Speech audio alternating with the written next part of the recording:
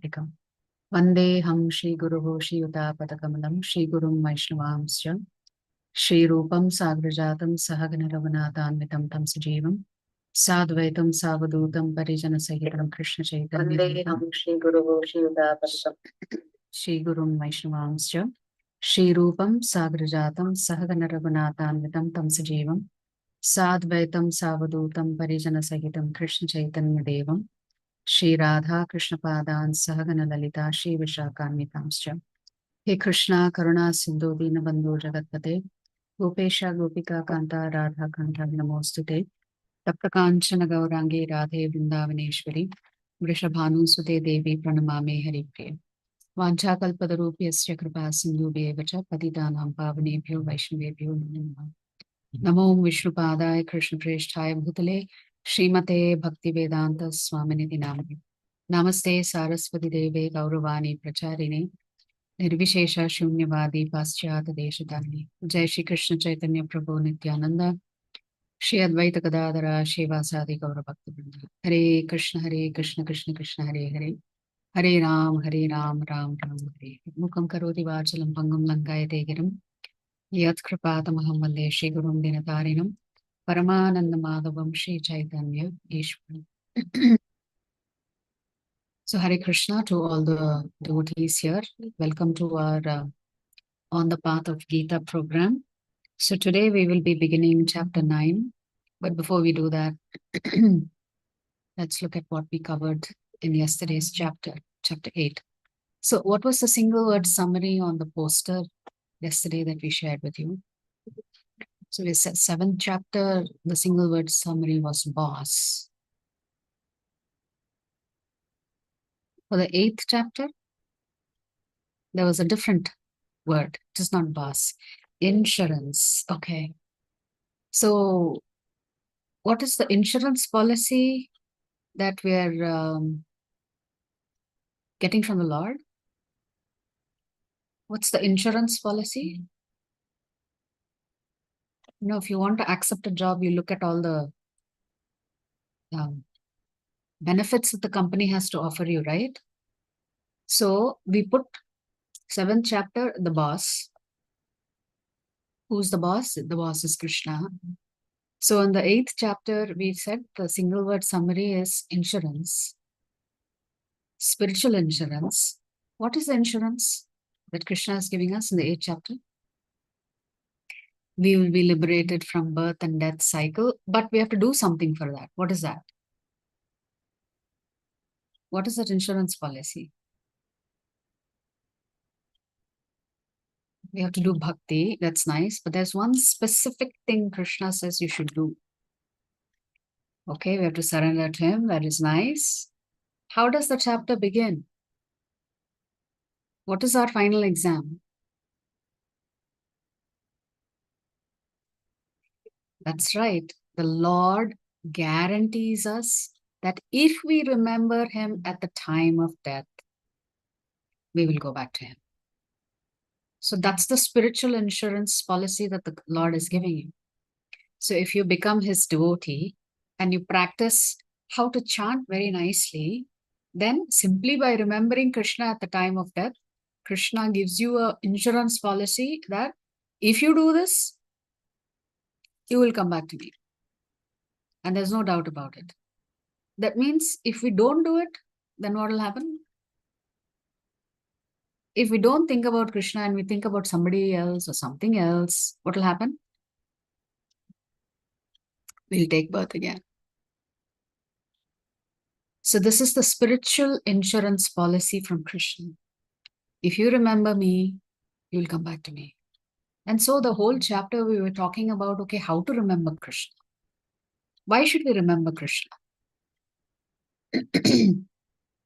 When should we remember Krishna?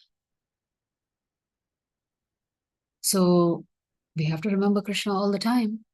But to remember Krishna all the time, we have to do so many different things. We have to chant, we have to hear, we have to read, we have to offer bhoga, we have to keep Ekadasi fast.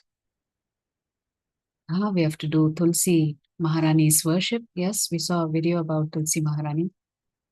We have to do Tulsi Maharani's worship. We have to honor prasadam. Correct? The ABCD formula. Very right. Although we have not covered the ABCD formula yet. So the ABCD formula is: A is for association, B is for book, C is for chanting, D is for deity worship, and D is for diet. And we're going to talk about diet today. So how, why, and what? So the benefit of worshipping Krishna is that we will go back to him, but we have to most importantly remember him at the time of death. But Krishna also says, if you perform bhakti yoga, you will get the benefits of performing karma yoga, jnana yoga, if you do any tapas, dhyana yoga, all of those benefits you'll get combined if you perform bhakti yoga. So Krishna is saying, if death is your final exam, and you don't know when the date of the exam is, then you have to be prepared all the time, anytime, right?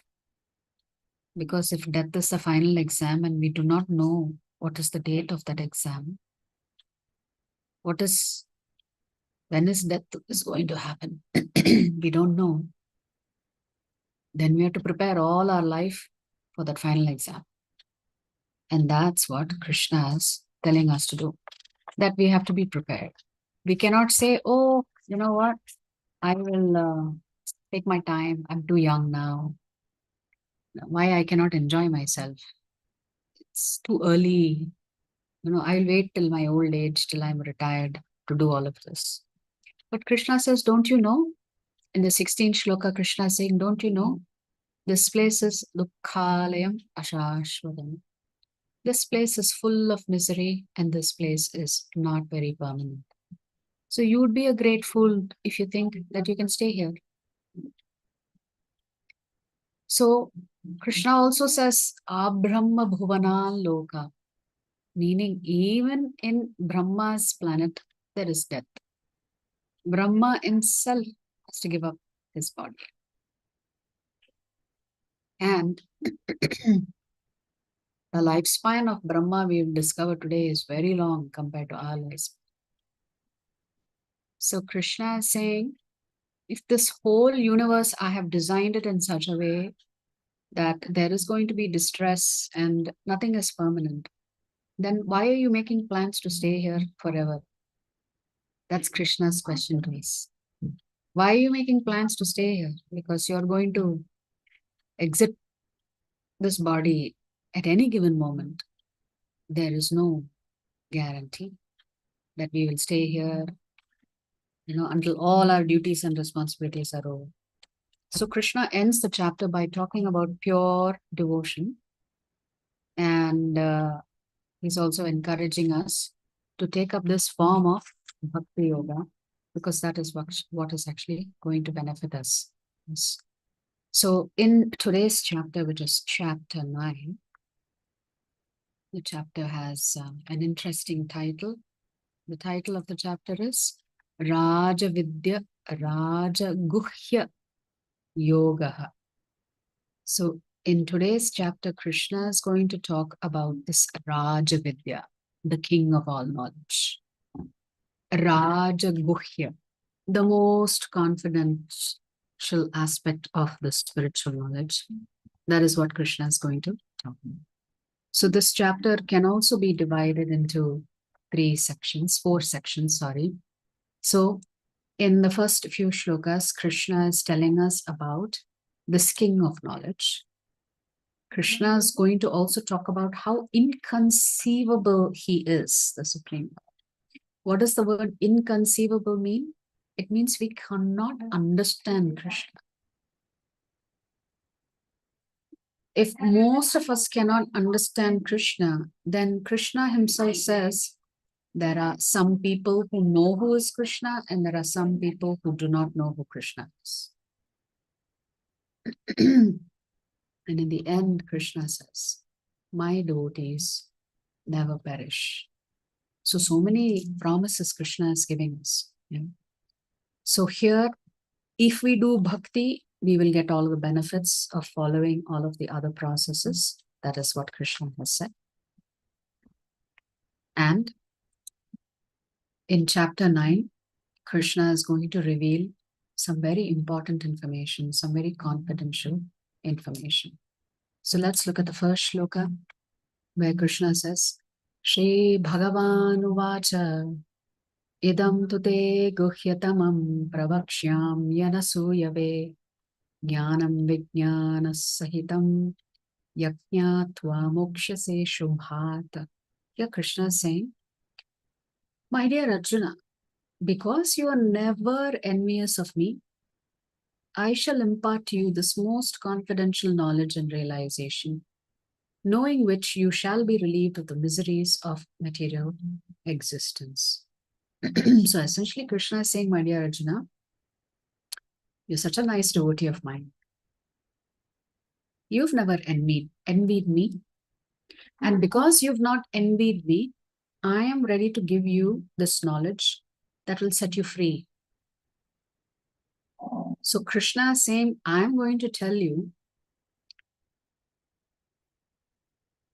the deepest of secrets, knowing which you can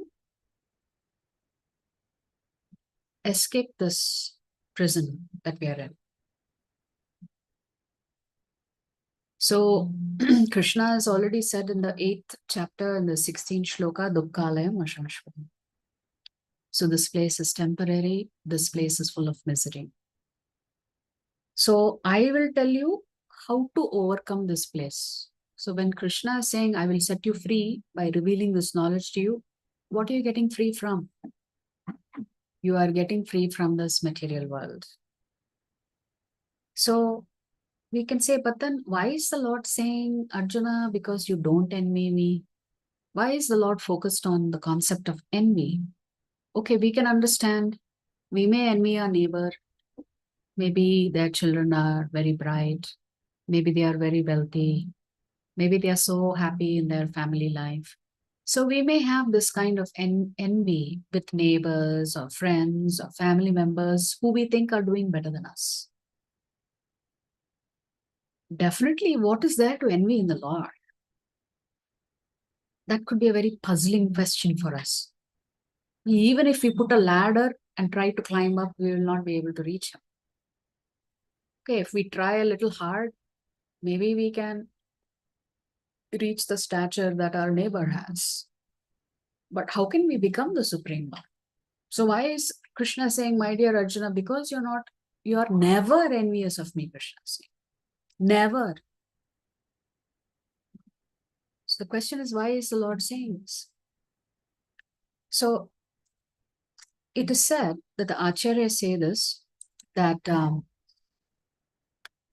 when we were all in the spiritual world, we were looking at Krishna and thinking, oh, he's really enjoying himself. He's like the boss. He's controlling everything and everybody is listening to him. Everybody is serving him. So somewhere a small thought came in our mind. I too want to be the controller. I too want to be the enjoyer. I too want to be the proprietor. These three things distinguish the Lord from us. He is the supreme proprietor, he is the supreme controller, and also he is the supreme enjoyer. Right? The Lord has already said in the 29th shloka of the 5th chapter, Bhoktaram Yajñatapasmi. I am the one who enjoys everything that you do. So we were thinking like that. And at that time, the Lord told us, wait a minute, you cannot think like that, because in the spiritual world, everybody is here to serve me and they are happy to serve me. They are not here to try and become the boss. They are not here to try and compete with me. The whole purpose of the spiritual world is to cooperate. How do we cooperate with Krishna to please him? But then we got so adamant. We said, no. I also want to experience what it means to be the boss, what it means to be the enjoyer and the controller. And at that time, Krishna said, then this is not the place for you. If you want to pretend to be me, then you cannot be in the spiritual world. You have to go to another place that I have created. For those who envy me and who want to enjoy themselves like me, that place is called the material world. So we saw the difference between the spiritual world and the material world. So in this material world,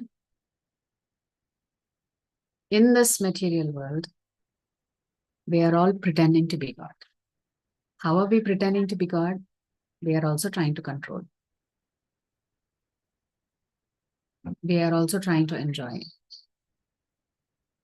We are also trying to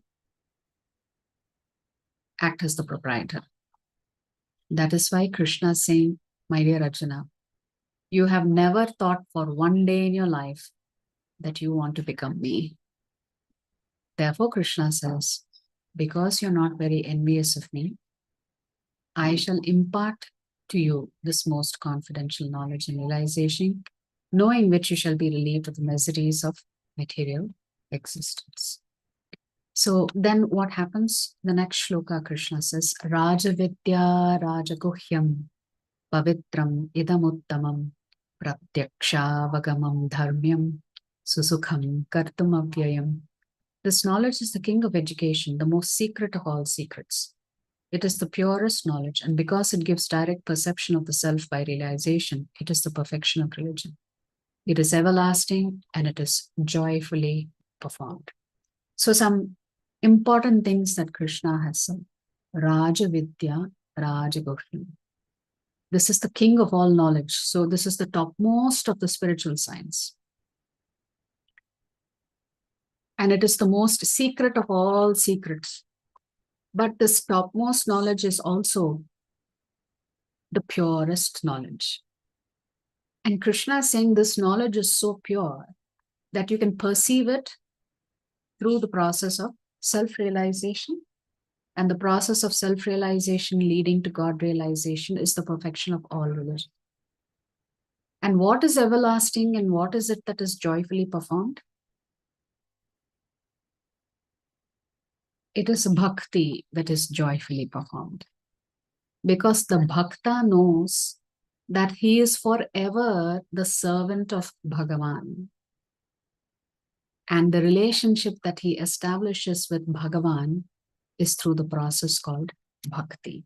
So three things: Bhagavan, bhakta, performing bhakti out of love for the Supreme Lord. So essentially what we can realize from this is that if we conduct ourselves without any envy, oh, the Lord is enjoying, why even I cannot enjoy? And if we have faith and belief in the Lord, Krishna says, to such a person, I am ready to reveal this supreme knowledge. Yeah. Now we're going to come through the section which is called, the Lord is so inconceivable that even great personalities do not understand him. So this is a picture of the Brahma Vimohan Leela.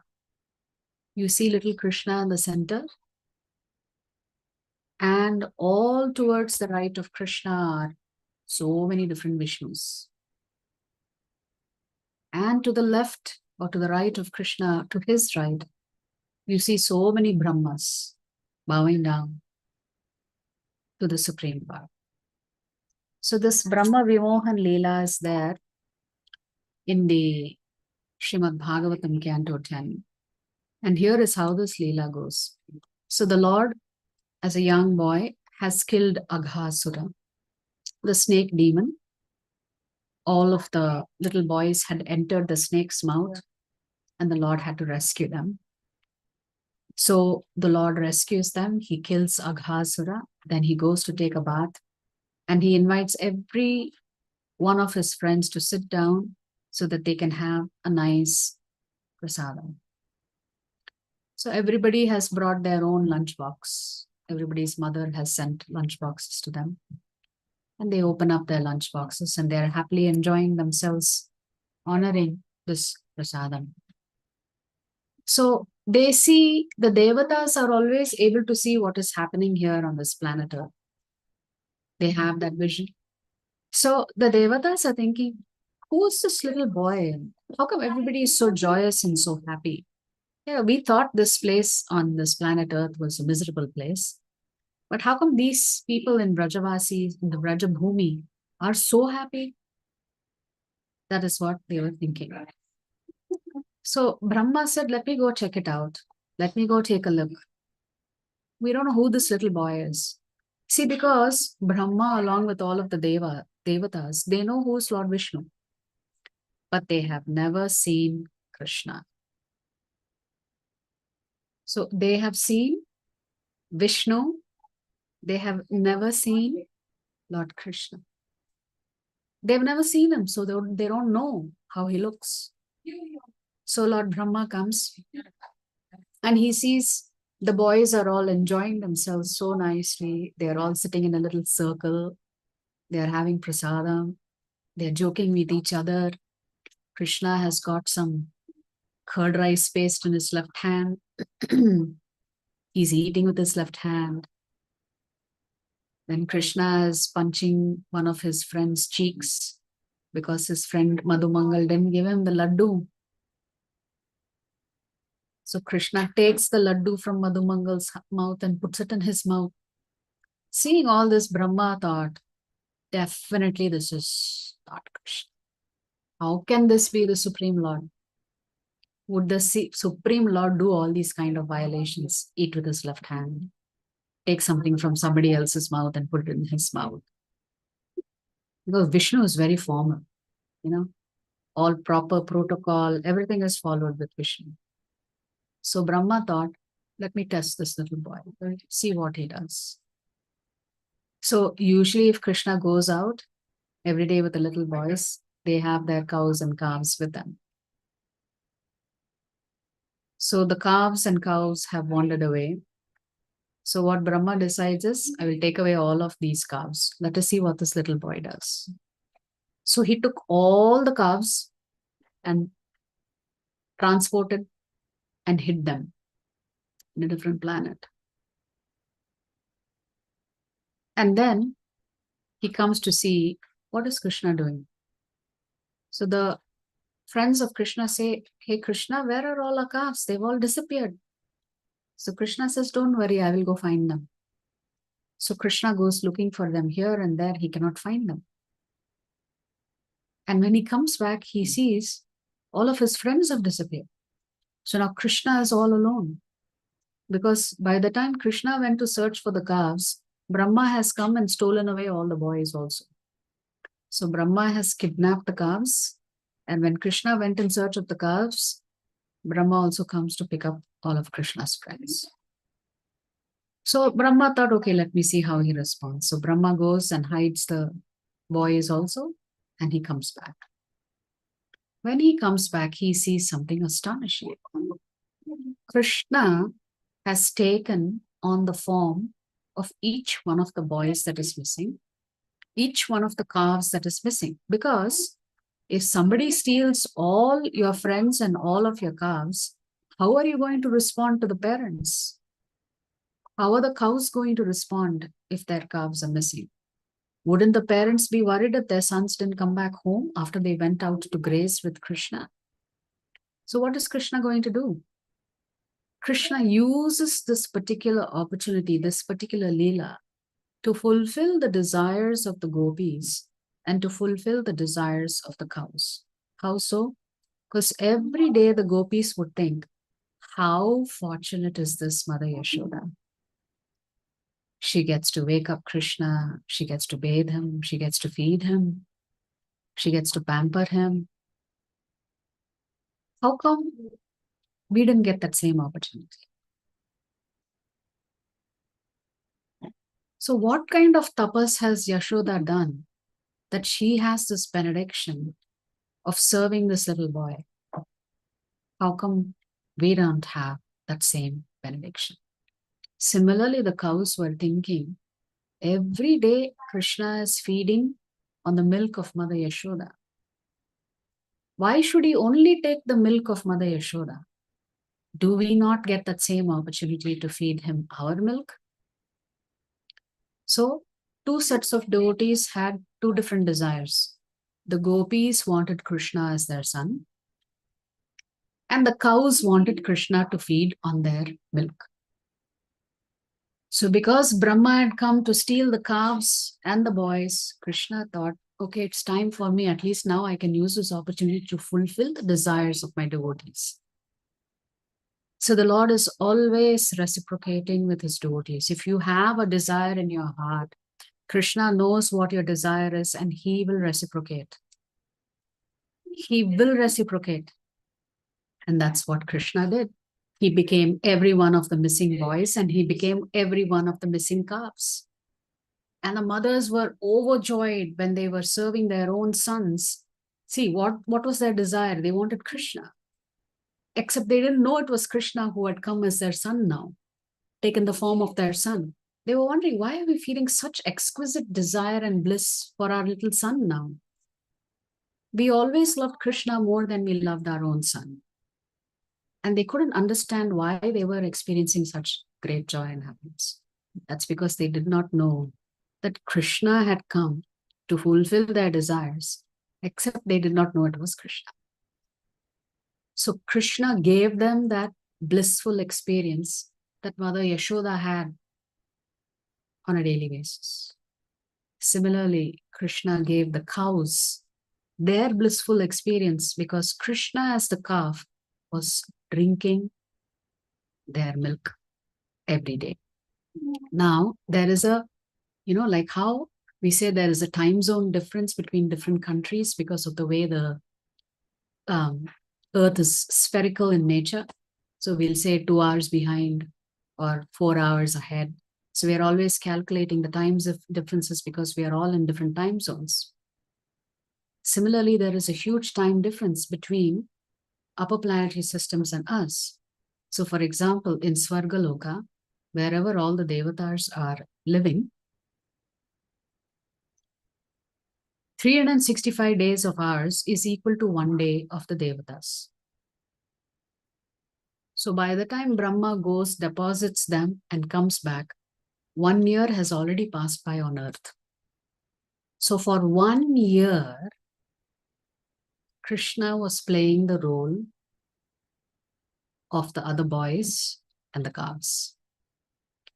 That is why Brahma is astonished. So Brahma begs for forgiveness when he realizes, Asha, this is a little boy, but I really cannot understand who is the Supreme Lord. I've only met Lord Vishnu so far.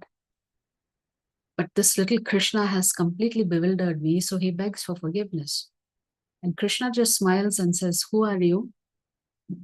And Brahma immediately becomes perturbed. My dear Lord, what do you mean, who are you? It's me. Krishna said, yes, I'm asking you, who are you? And Brahma says, don't you understand? I am Brahma. Krishna says, yeah, I know you are Brahma, but tell me which Brahma are you and from which universe have you come? Now Brahma gets even more puzzled. So Krishna rings the bell. And pretty soon, Brahmas from different universes come to see him and to pay their obeisances. Some Brahmas have 4 heads, some Brahmas have 8 heads, some Brahmas have 10 heads, some Brahmas have 100 heads. So millions and trillions of Brahma have gathered in front of Krishna. And our Brahma is thoroughly confused, thinking, what is going on here? At that time, he understood, oh, I am not the only Brahma. This is not the only universe. There are millions and trillions of universes, as we were seeing yesterday, right? In each anda, there are 14 planetary systems. Like this, there are millions and trillions of andas. That means every universe has a Brahma, has a Lord Vishnu, has a Lord Shiva. Like this, there are trillions of Lord Shivas, trillions of Brahmas, trillions of Vishnus. So a great devotee like Lord Brahma could not understand who is Krishna. he could not fathom Krishna's potency. Similarly, Narada Muni also gets bewildered.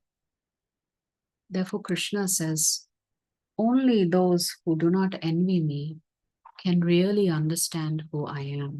Essentially, Krishna is saying, only my bhaktas know who I am. So here in the 10th shloka, Krishna is saying, Maya adhyakshena prakritihi suyate sacharacharam etuna nena kaunteya jagat viparivartate. This material nature, which is working, which is one of my energies, is working under my direction. So Krishna is saying, Maya Devi, everything she does as per my instructions. Producing all moving and non-moving beings. Under its rule, this manifestation is created and annihilated again and again. If you look at this photograph here, this beautiful painting, you see this Vishnu. There are 3 different types of Vishnus. This Vishnu does not have Lord Brahma from his navel on top of a lotus. So you can see that clearly. So this Vishnu is called Karanodakashaya Vishnu. He is laying in the Karana ocean.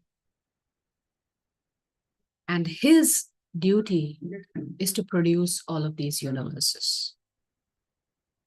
So when he breathes in and breathes out, the universes come out of his pores and go back into his pores.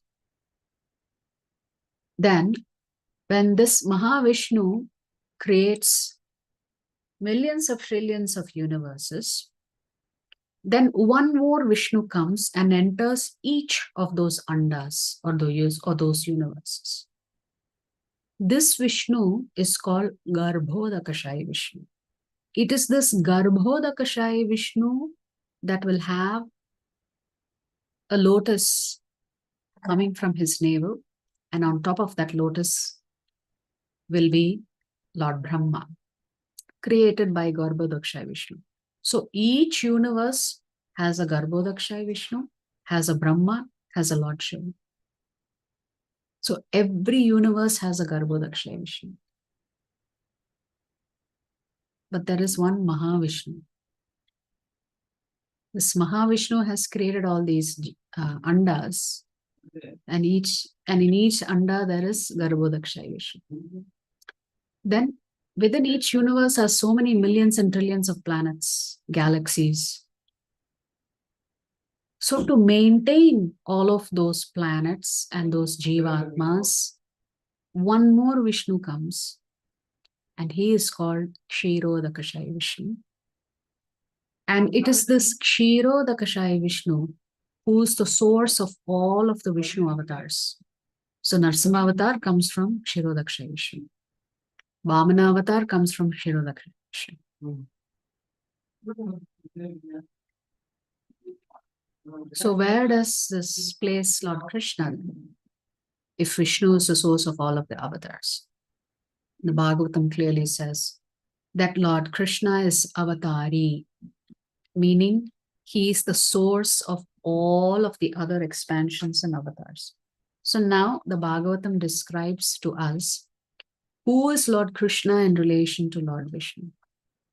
So Lord Krishna resides in the spiritual world called Goloka Vrindavan.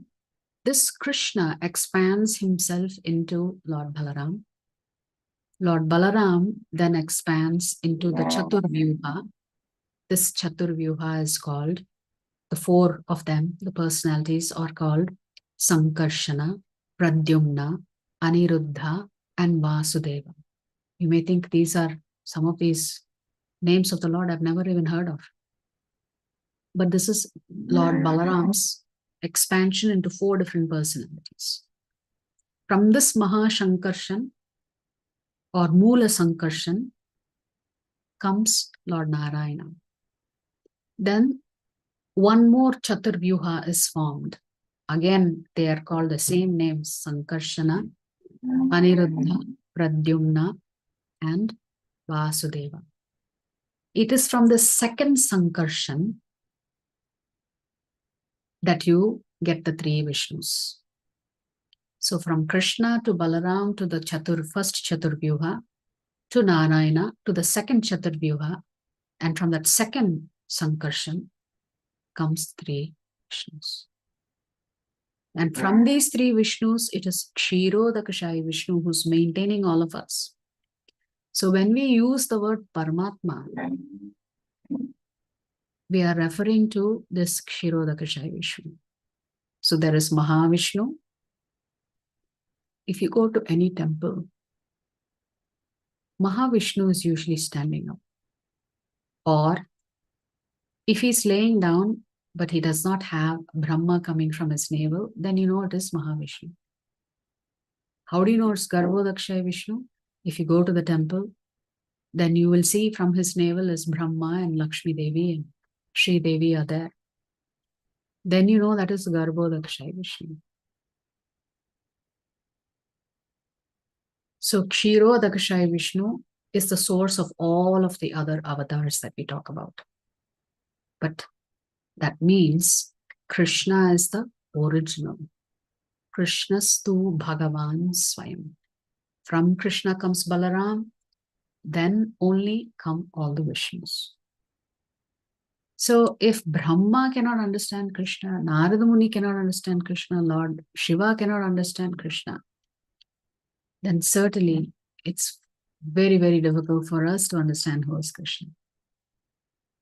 So just understanding the position of Krishna is quite difficult. We cannot fathom it because our brains are so tiny, trying to understand something that is far beyond our conception. What is beyond your conception is what is called inconceivable. You cannot even imagine who Krishna is. But if you understand Krishna, if you understand that he is the Supreme Lord, Krishna says, then you are making big progress.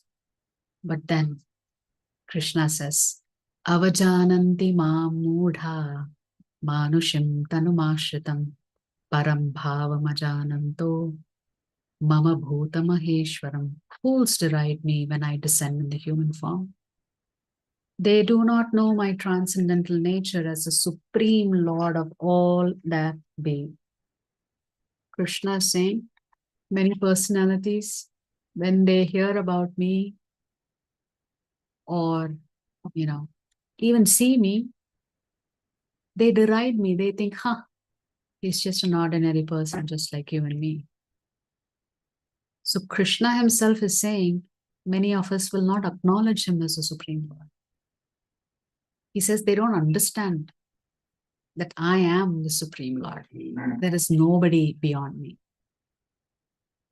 I'm Asamaurdhva, meaning there is no one equal to or greater than me. That is Krishna's position. So here in this picture, who do you see? You see Shishupal. So Shishupal insulted the Lord 99 times. He got that boon thanks to his mother, who wanted her son's life to be protected. But one more time, the 100th time, and Krishna just chops off his head. Because he was so foolish, he could not recognize the Lord. And yet, in spite of doing such aparad against the Lord takes him back. So Krishna says, Avajananti mam mudha manusham tanumashritam.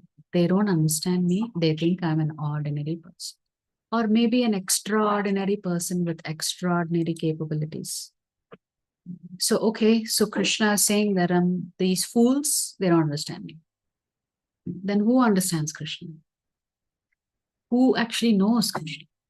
If we have already said Krishna is inconceivable.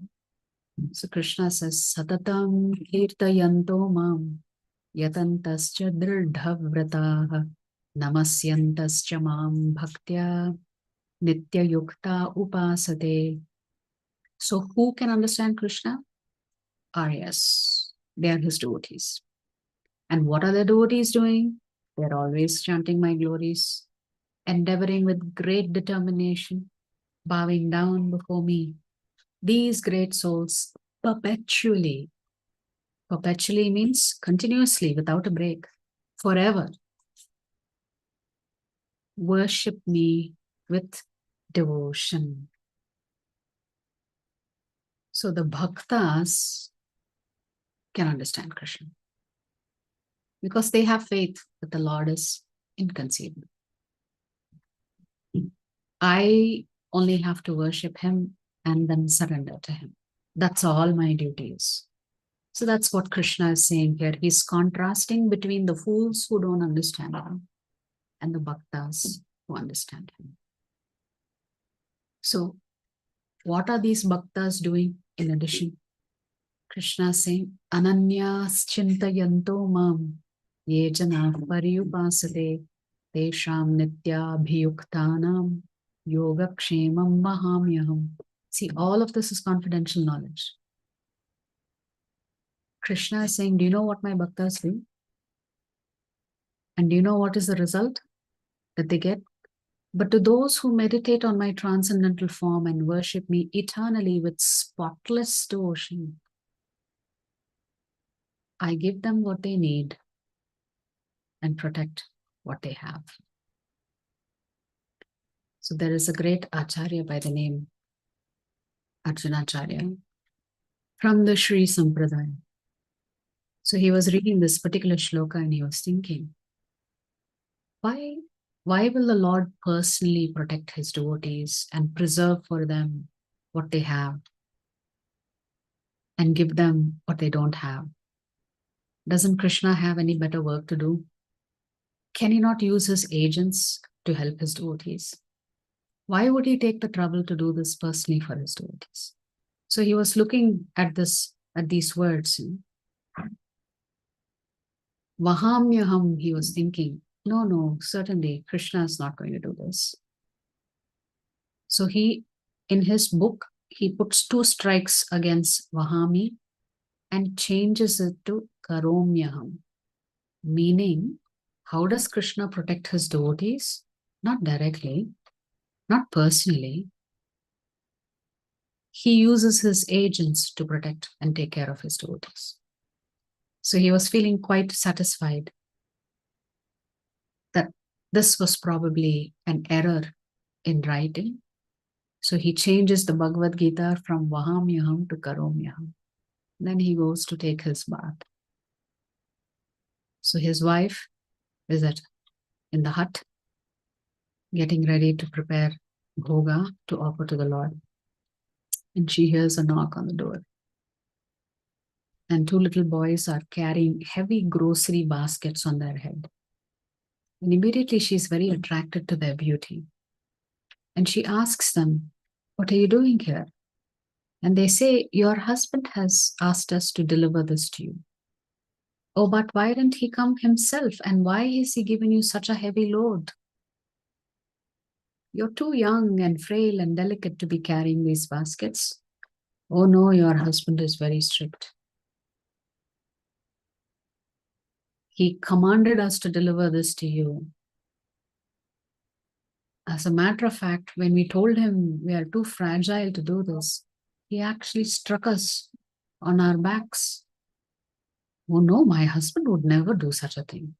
They said, do you want to see? And they turned their backs and they had 2 strike marks on their backs. So Krishna has 2 strike marks and Balaram has 2 strike marks. Of course, these 2 little boys were Krishna and Balaram. And so the wife of Arjunacharya says, oh, I'm so sorry about that. I do not know what got into him and why he's so nasty to you. Why don't you stay back? I'll make some nice bhoga and prasadam. We can all have prasadam. You can wait for my husband to come back. So the boys say, we are not going to stick around for your husband. He's an unpredictable character. We're not safe around him. And they leave. Then soon Arjunacharya comes back. And he sees that his house is filled with beautiful groceries. And he asks, who delivered all of this? She said, what do you mean who delivered this? You only asked the 2 boys to bring it and deliver. And he says, what two boys are you talking about? And she said, the one that you beat up because they were complaining that this burden was too heavy. And you forced them to come and deliver it to me. And he says, I never sent any such two boys. Can you describe these two boys to me? And when his wife describes the beauty of the two boys, Arjunacharya realizes that the Lord himself had come to his wife to let him know that what change he made to the Bhagavad Gita, changing Mahamyaham to Paromyaham, was certainly not Krishna's mood. So when Krishna says Vahamyaham, he means it. He is personally there in the life of his devotees. Therefore, Krishna says, I give them what they need and I protect what they already have. So whatever it is that my devotees lack, I give it to them. In the sense, I'm carrying that for them. And whatever my devotees already have, I protect what they already have. So Krishna is saying that he is personally involved in the lives of his devotees. Yoga kshemam vahamyam, not karomyam. Yes, certainly Krishna can send his agents to help us. But if you're his devotee, Krishna says, this is my devotee. I have a personal interest. So that is what Krishna is saying here. And in the next section, you will see how Krishna says that his devotees never perish. In this beautiful painting, you see Krishna has picked up the wheels of the chariot. And who is trying to hold him back? Arjuna. Who is Krishna ready to attack? His greatest devotee, Bhishma Dev. Now you may ask, Krishna took a vow never to pick up a weapon in this battle. But here he's ready to break his vow. And you may think, hey, what kind of God is he? He's breaking his own promise. Can we trust such a Lord who's ready to break his own promise? Yes, you can trust such a Lord. Why? Because Krishna tells us that whatever my devotees say, I will make it happen. And what was the vow Bhishma Dev took a day earlier? He said, I know my dear Lord had said he will never pick up a weapon.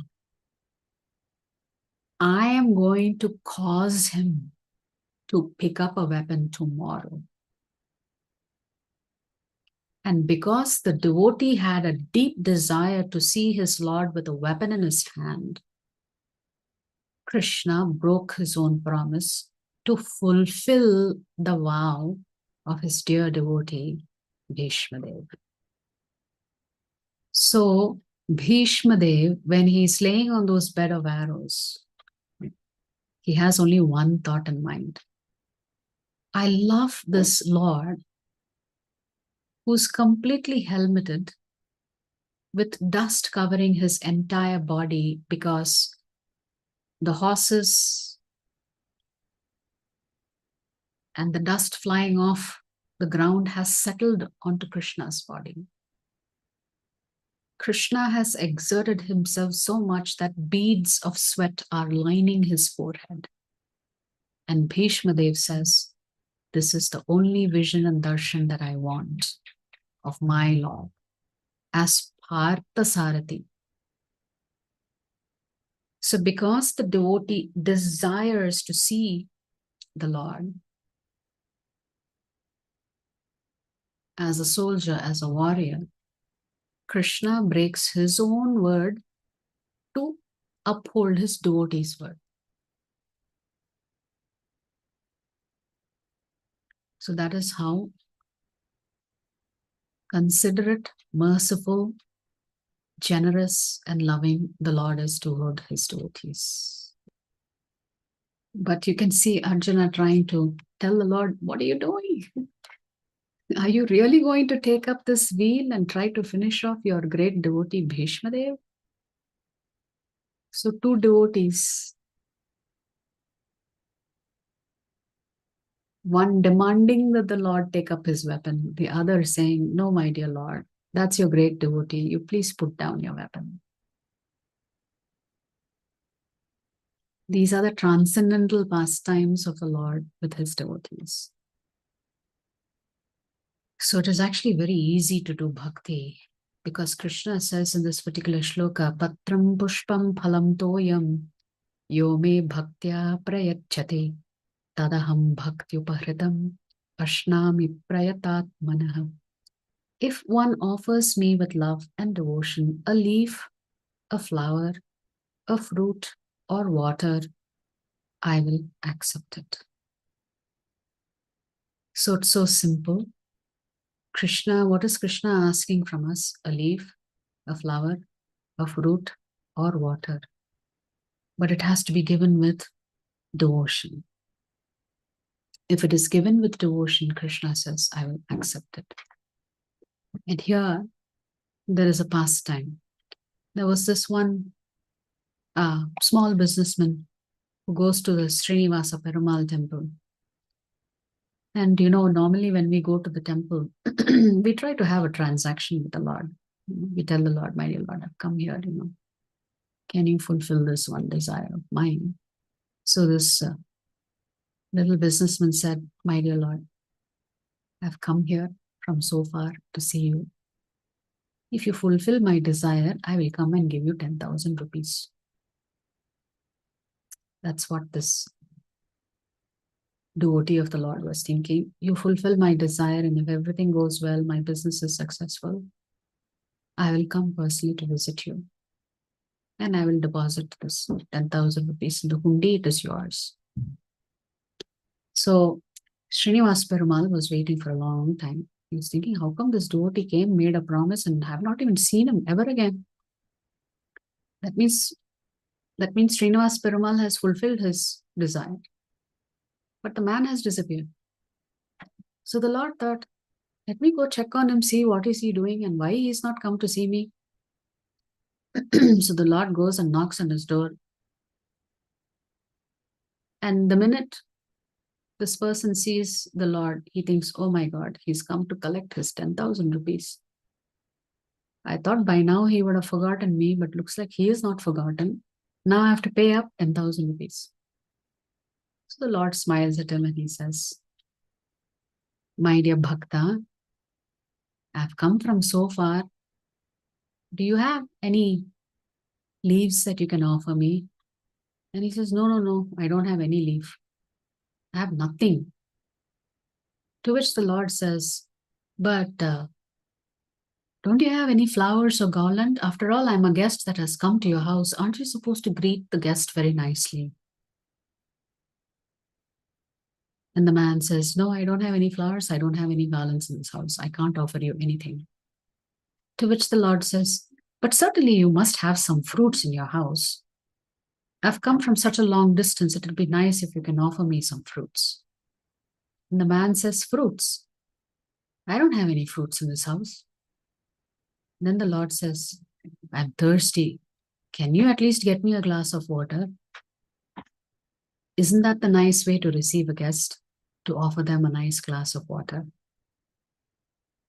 And the man says, check the pots.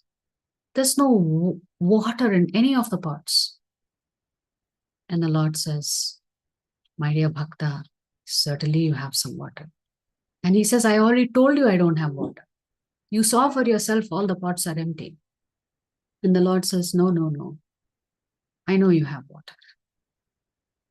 And the man gets very upset with the Lord. He says, I'm telling you, I don't have water. I don't have anything for you. I can't give you anything. To which the Lord responds, well, you can't tell me you don't have tears in your eyes. At least you should be crying out to me, telling me, my dear Lord, you have come. But see my position, I don't have anything. At least there you should have some water in your eyes that you can't serve me the way you would like to. So actually, performing bhakti is very simple. That's why Krishna is saying, offer me a leaf, offer me a flower, offer me fruit, or at least offer me water. But do this with love. Do this with love. I will accept it. If we don't have any of this, can we offer our tears to the Lord? To say, my dear Lord, you are the most worshipable personality, but look at my condition. I'm not able to worship you. At least we should have tears in our eyes. That water we can offer to the Lord. See, the Lord has given us so much in our life. He has given you everything and more. But still, we are not ready to offer him even something small. Therefore, we should try and offer him something every day. But then the Lord also tells us, okay, first he has told us, Patram Pushpam Phalam Thoyam. You do it with love. If you do it with love, I will accept it. When you offer bhoga to the Lord, has he taken any bhoga away from you? No, he's kept it like that only, so you can have it, because otherwise nobody will be offering bhoga in their house. If the Lord came and ate the whole thing, he knows the mentality of a human being. So the Lord simply eats with his eyes and leaves the rest for you as prasadam. So what we offer to the Lord is called bhoga or naivedya. After it is offered, it is called prasadam. So you see a beautiful plate of bhoga being offered to the Lord, every single item with a tulsi leaf in it. And the Lord should also have his own plate, his own cups. It should be maintained in a pure way. So in 26th shloka, Krishna has said, Patram Pushpam Phalam Toyam. What is Krishna telling us in shloka number 27? Yat karoshi yadashnasi, yad juhoshi dadasi yad, yat tapasyasi kaunteya, tat kurushva madarpanam. Whatever you do, Arjuna, whatever you eat, Arjuna, whatever you offer or give away, Arjuna, and whatever austerities you perform, do that, O son of Kunti, as an offering to me. So sometimes when we are having this discussion about offering the Lord something, we get into this following discussion with some of those who attend our class, because they don't understand the true meaning of this particular shloka.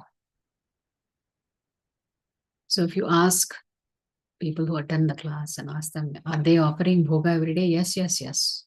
You ask them, oh, how come you're offering every day? Because normally it takes a little time to get to the habit of offering everything that you cook to Krishna before you consume it. So when we check, the devotee will invariably say, oh, I am offering one banana and some mishri to the Lord every day. Oh, you're such a tapasvi. You are only having banana and mishri every day after offering to the Lord. No, no, no, no. I am having masala dosa, chutney, vada, sambar, everything. But for Krishna, I give banana and mishri every day. Is that what Krishna is asking in the shloka? He is saying, whatever you eat, offer it to me. So if you are making masala dosa, chutney, vada, then you better be offering that to Krishna. If you are having rice and sambar every day and palya every day, you better be offering that to Krishna, because that's what Krishna is instructing you to do. How can you tell Krishna only I will offer you banana and a little bit of mishri, or maybe 2 cashews and 2 raisins, and then you are having a sumptuous meal? Is that love? okay, offering something to the Lord is better than not offering anything to Him. But what is love? Krishna is saying, you offer everything to me, whatever you eat, whatever you do, whatever charity that you give, whatever austerities that you keep. Krishna is saying, offer it to me. Whatever you do, whatever you eat, whatever you offer, whatever you give away, whatever austerities that you perform, 5 things. Anything and everything that you do should be offered as Naivedya to the Lord. You purchase a car, you go tell Lord Krishna, do some nice puja and tell the Lord, my dear Lord, this car belongs to you. I'm just a servant and caretaker. Every day when you get up, you should be anxious. What can I cook for Krishna today? Not what can I cook for myself today? What's the menu for me? No. What is the menu for Krishna today? Because He's the head of your household. Aren't we supposed to take care of the head of the household? So therefore, Krishna is saying, everything that you do, you offer it to me. Arjuna, if you're ready to sacrifice your life for this battlefield, offer your life to me. This is Madarpanam. So give everything to me. That's what Krishna is demanding here. If you reach this stage of devotion, then you've understood Krishna's mood. Especially when it comes to bhoga, many of us are still offering bare minimum to Krishna. But on our plate, we will have sumptuous food, which we've not offered to the Lord. Krishna is making it very clear. You please have only prasadam every day. Don't give 2 items to me and you make your own little dishes and you are enjoying it. No, remember, we have come here to enjoy and pretend to be the Supreme Lord. And as long as you continue to pretend to enjoy for yourself, how are you going to go back to Krishna? Therefore, Krishna is saying, anything and everything that you do, please offer it to me. This is love. This is expressing your love for Krishna. So that means we have to rethink, what are we offering Krishna every day? Just 1 apple? Just 1 banana? Just some flowers? But you are wearing expensive jewelry. What have you offered Krishna? We are wearing expensive Kanchipuram silk saris. What have you offered Krishna? So if we are in this mood of enjoying ourselves, what is the chance that you will go back to the spiritual world? Because in the spiritual world, the mood is not you will enjoy yourself. You will do everything for the pleasure of Krishna. But then Krishna is so kind. He knows that the devotees will take time to come to this level of purity. He knows that. And he's accommodating us because of that. So he says, Apichet sudaracharaha bhajate mam ananya bhak sadhureva samantavyaha samyak vyavasito hisaha. Even if one commits the most abominable action, if he is engaged in devotional service, he is to be considered saintly because he is properly situated in his determination. So Krishna knows that purifying ourselves will take time. Just because you start chanting the Hare Krishna Mahamantra doesn't mean suddenly today you become a pure devotee. So let's say you are watching a sadhu. He's been doing bhajan for many years. One day he makes a mistake, you witness it, and you say, forget this bhakti and all. Look, these people pretending to do bhakti are the worst We can't trust them. And therefore, because you see fault in a devotee, you give up God himself. Because sometimes we see faults in others. But look at Krishna's mood. Even if his devotee commits the most abominable action, Krishna says, as long as he is doing bhakti to me, I consider him to be a saint. Because pretty soon he will come back to me. Why? Because he's so determined. He said, he knows he's making a mistake, but because he knows he's not pure, he doesn't give up doing bhakti. Therefore, Krishna says, my devotees never perish.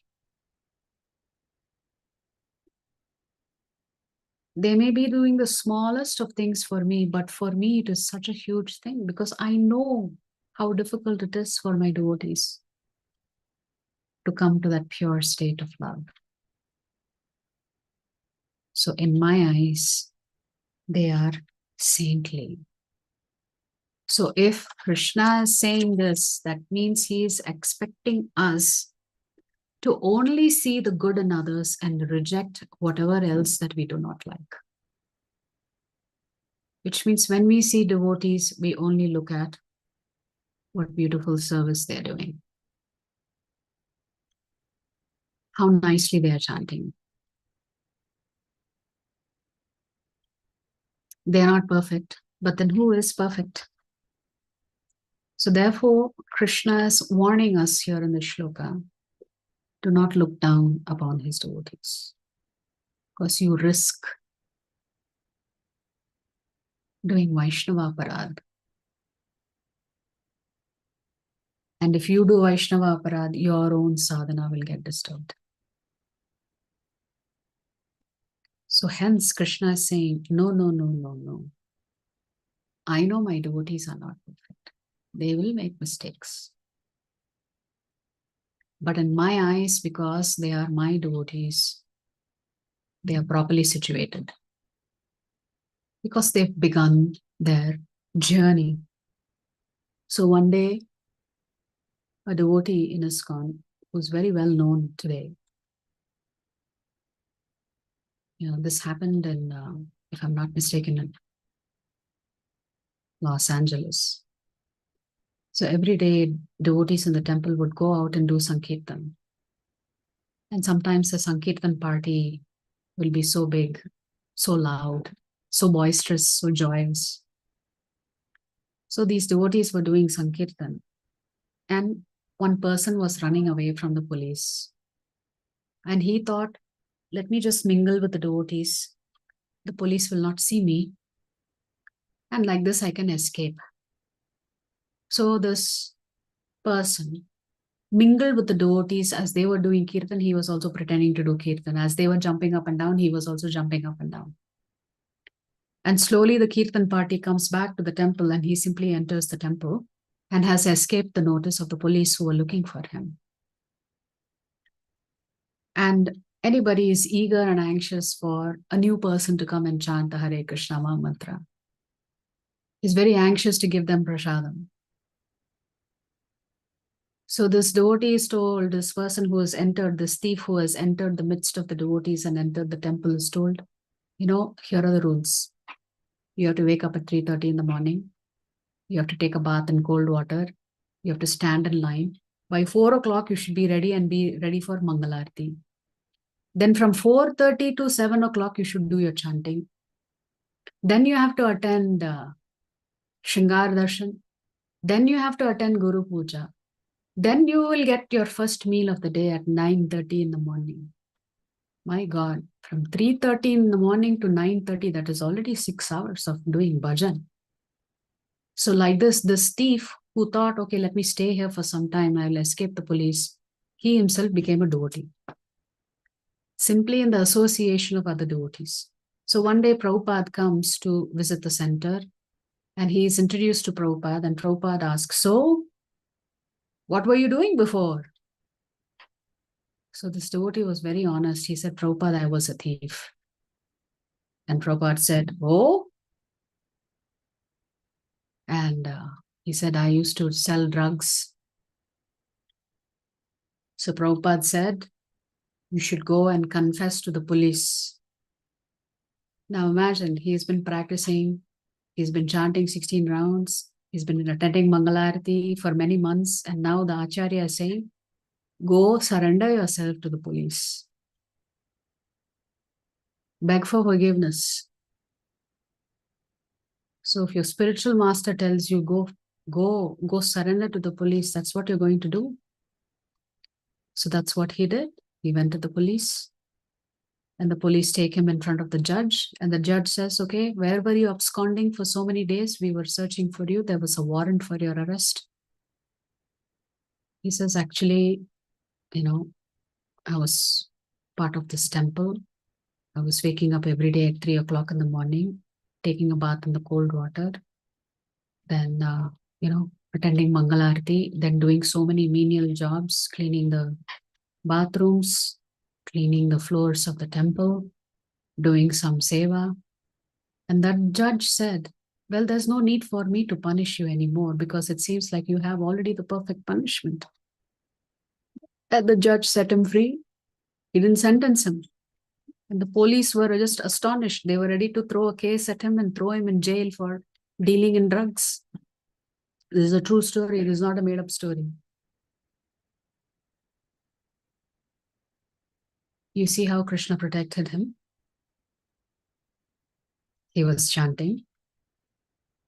He was taking association with other devotees in the temple. Yes, he had a past of violating the law. But in the end, the judge didn't give him any punishment. He said, you're already being punished. You have to wake up so early. Who wakes up at 3:30 in the morning? So this is the Lord protecting his devotees.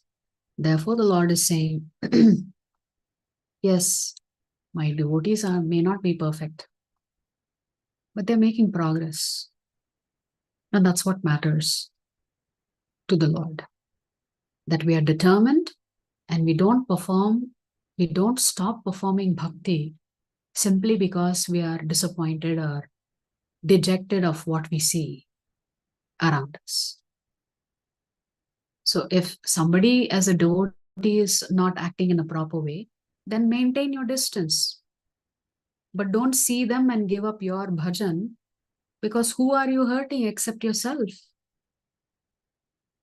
Therefore, Krishna says, Kshipram bhavati dharmatma shashvat chantim negacchati kaunteya pratijanihi name bhaktaf pranashyati. He quickly becomes righteous and attains lasting peace. O son of Kunti, declare it boldly that my devotee never perishes. So even if you offer Krishna a tulsi leaf with chandan and put it at his lotus feet, Krishna thinks you've done the greatest thing. And Krishna gives you full credit for it.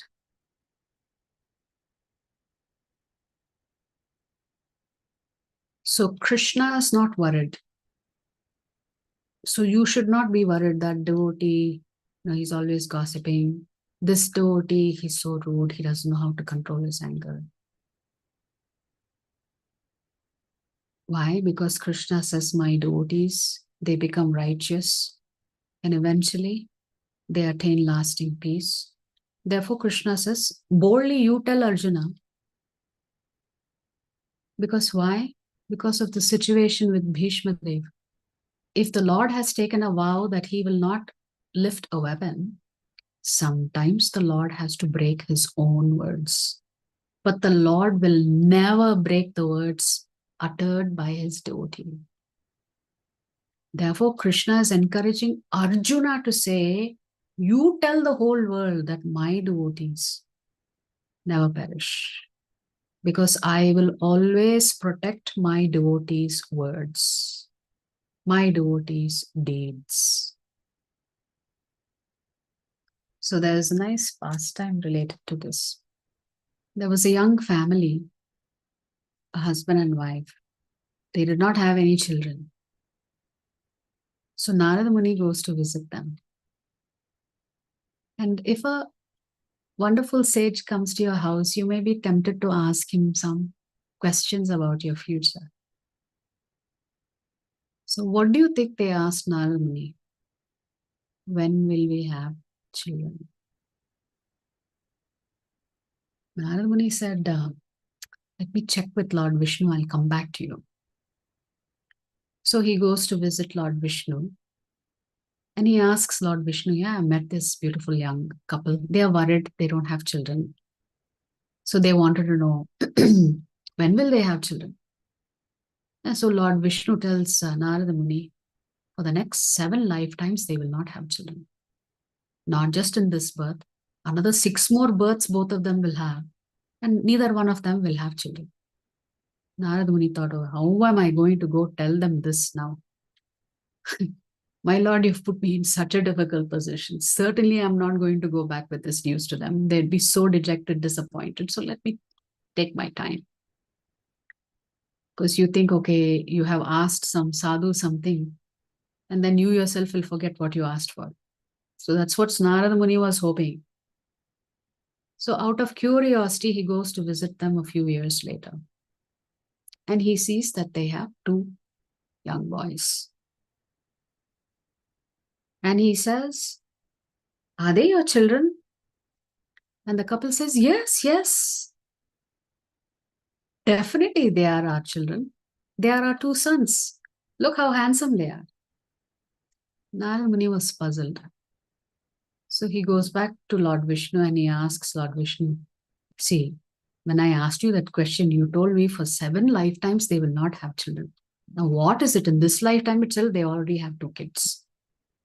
And Vishnu smiles and he says, actually, one of my devotee lives in that village, you know.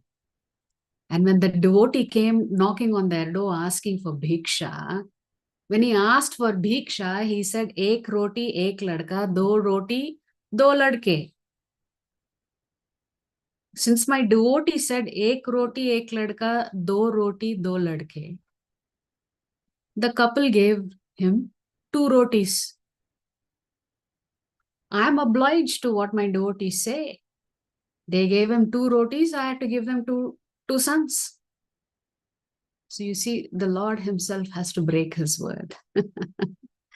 Because what the devotee says, the Lord will always uphold.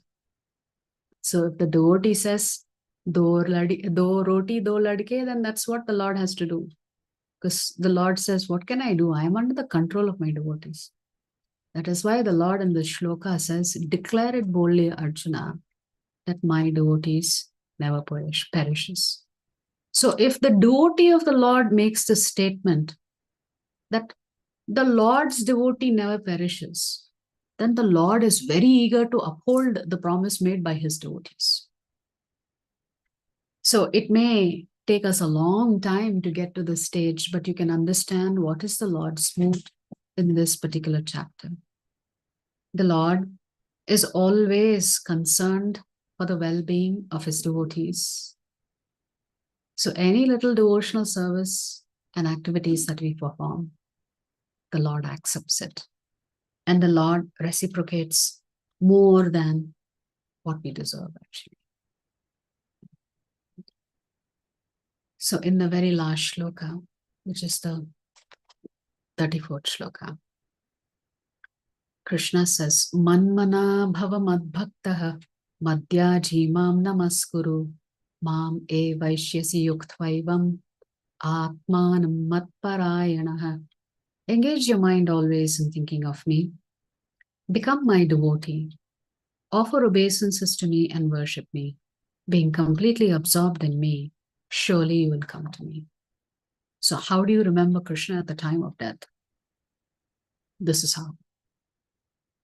Throughout your life, Krishna is saying, think of me. Become my devotee. Offer your pranams to me every day. And worship me with love and affection. Like this, Krishna is saying, you'll become completely absorbed in only thinking about me and me alone. And when you reach the stage, Krishna says, I will personally come to pick you up. See, you will come to me. So this is the Lord's promise. to his devotees. But the devotees also have to express their love for him. So, in conclusion, the Lord is always showering his causeless mercy upon you and me. If we recognize how kind the Lord is to us, and out of a sense of gratitude, we perform devotional services according to the rules and regulations established by acharyas, then certainly you and I can also attain the Lord's lotus feet. Because that is our ultimate goal. As we said yesterday, none of us want to take birth again. None of us want to take birth again. So if we don't want to take birth again, then there are certain things you have to do as per the rules and regulations established by the acharyas.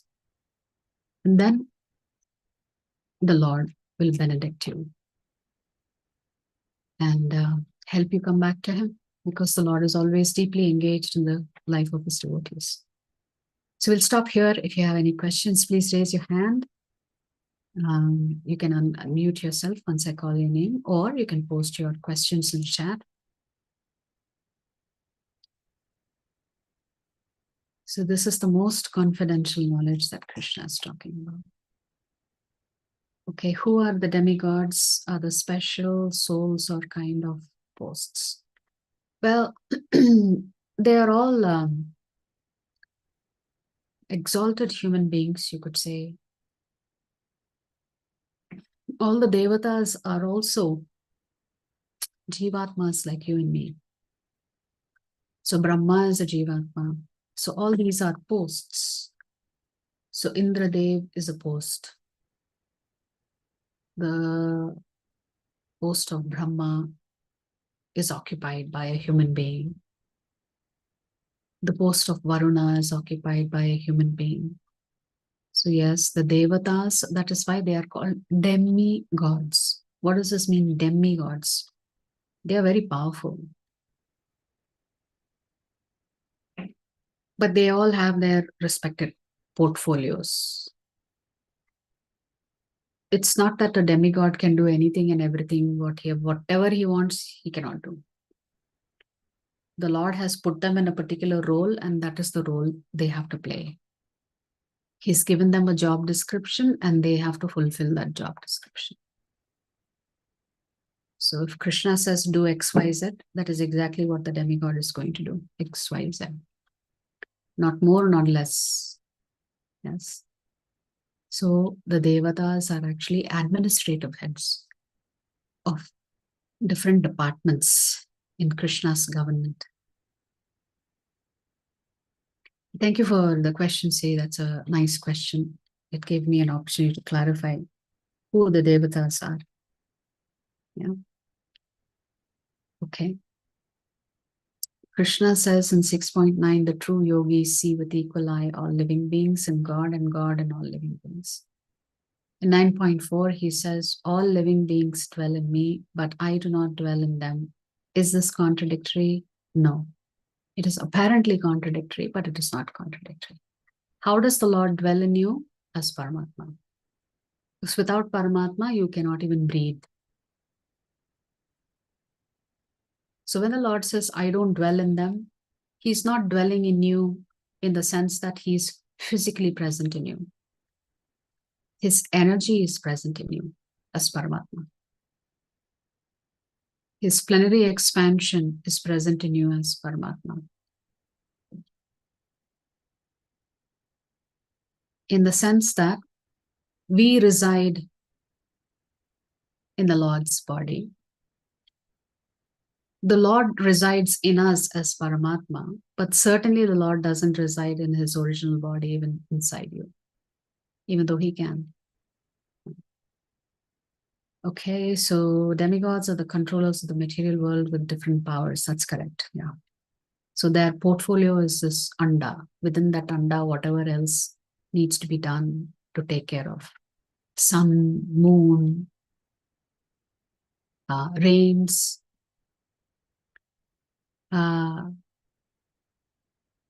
what do you call it? Good weather, All of these things are taken care of by the demigods. Is a karma yogi better than a sannyasi?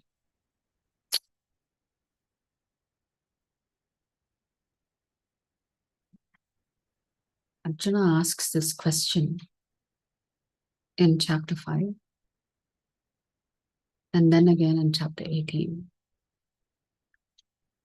I would rephrase the question: is a person performing bhakti yoga better than a sannyasi? Krishna says one is a tyagi and one is a bhakta.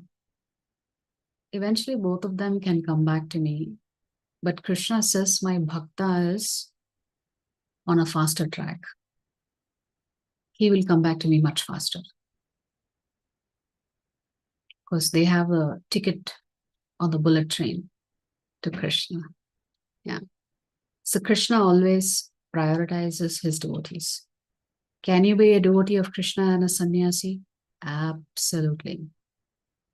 Arjunacharya, who we just spoke about, is a great devotee of the Lord. Of course, he was in married life, but he was a renunciate. Similarly, you have many, many sannyasis who are great devotees of the Lord. Yes. Okay. Any other questions?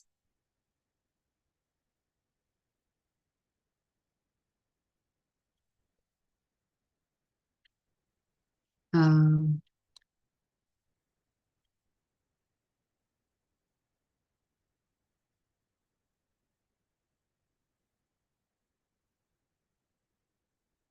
I don't think I see any more questions. Is Gautama Buddha an avatar of Vishnu? Yes. It's mentioned in Srimad Bhagavatam that he is one of the Shakti-Avesh avatars of the Lord. Yes. He's considered one of the avatars.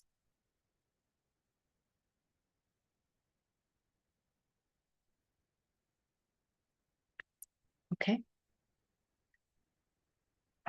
Any other questions?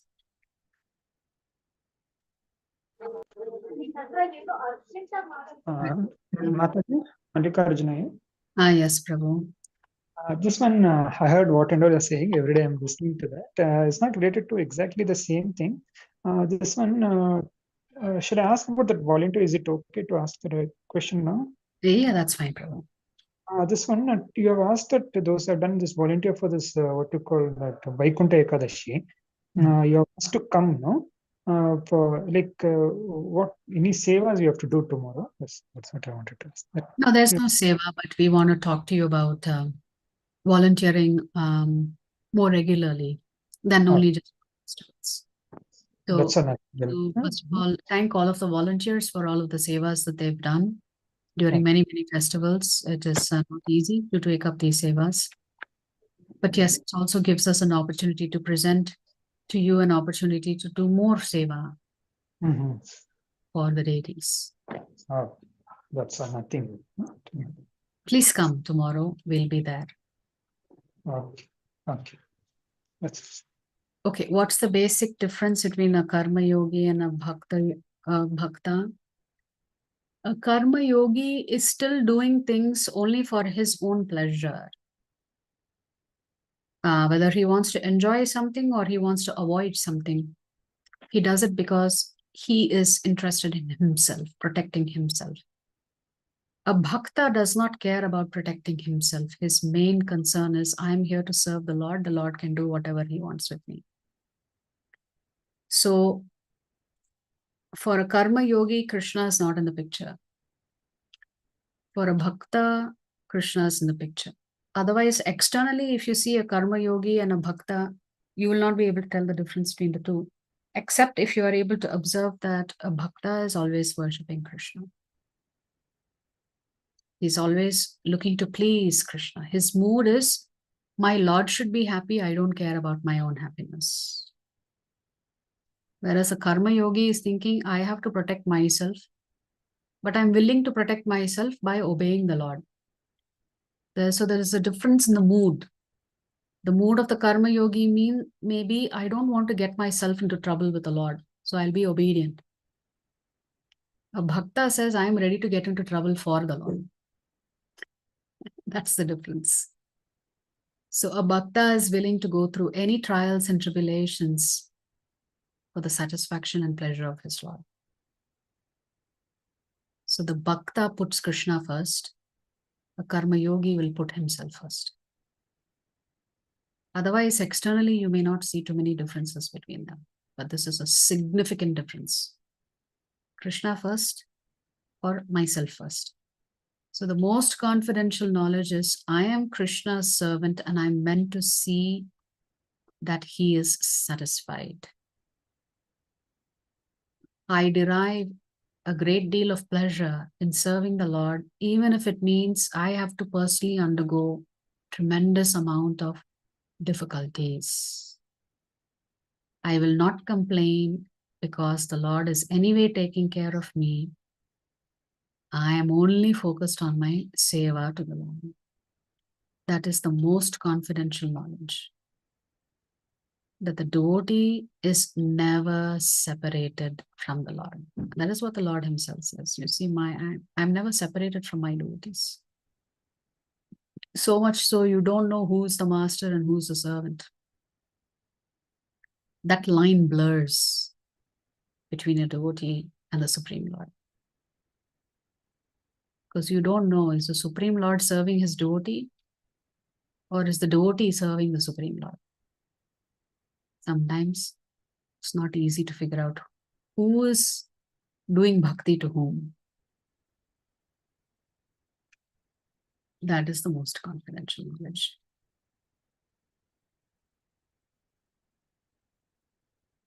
Okay.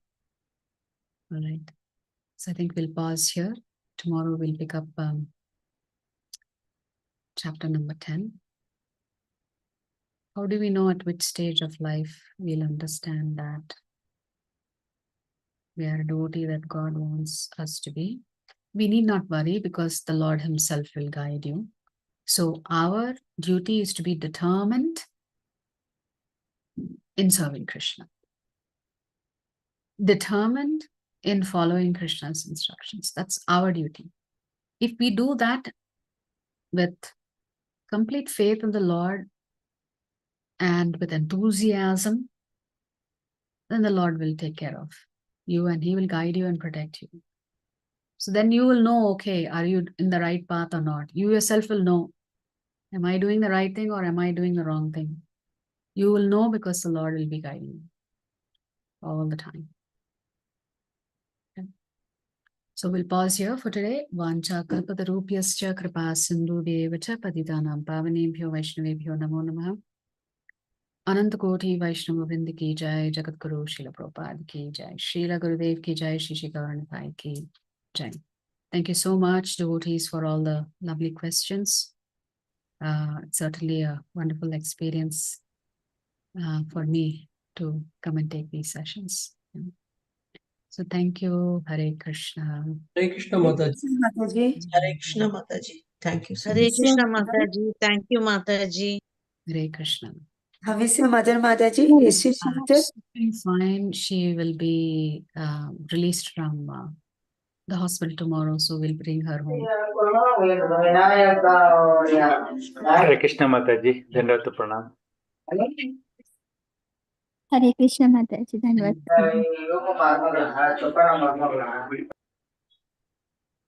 All right. Thank you.